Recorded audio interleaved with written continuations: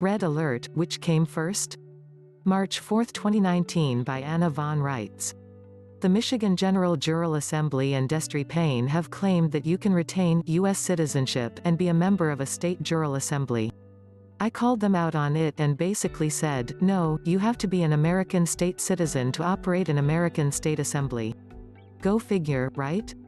To date, they haven't come up with a single shred of evidence in support of their position, no evidence that any state of the union ever accepted dual citizenship.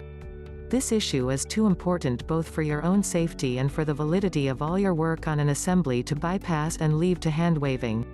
If it were no big deal, I wouldn't be objecting.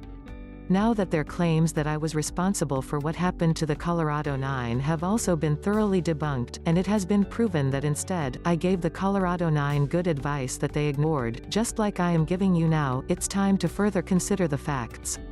U.S. citizens are federal employees or dependents by definition. The condition of U.S. citizenship arises from Article 1 Section 2, Clause 2 and Article 1 Section 3, Clause 3 of the federal constitutions. A very complete discussion of these issues appears in the United States Supreme Court case Hooven and Allison v. Evatt.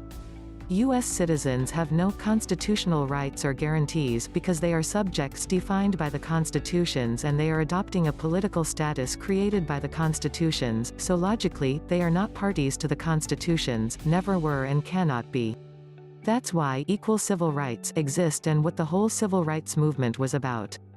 U.S. citizens have no recognizable, natural and unalienable rights, and never have had.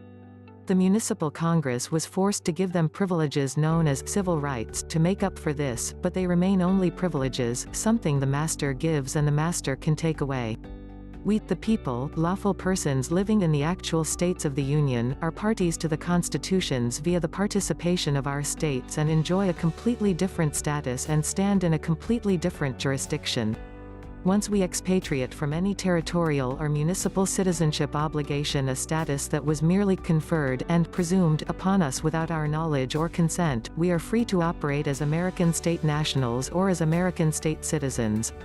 Not until U.S. citizens can be arrested for doing what we are doing, so it is an urgent matter of concern that people be given the facts up front and be given the tools to extract themselves from U.S. citizenship presumptions.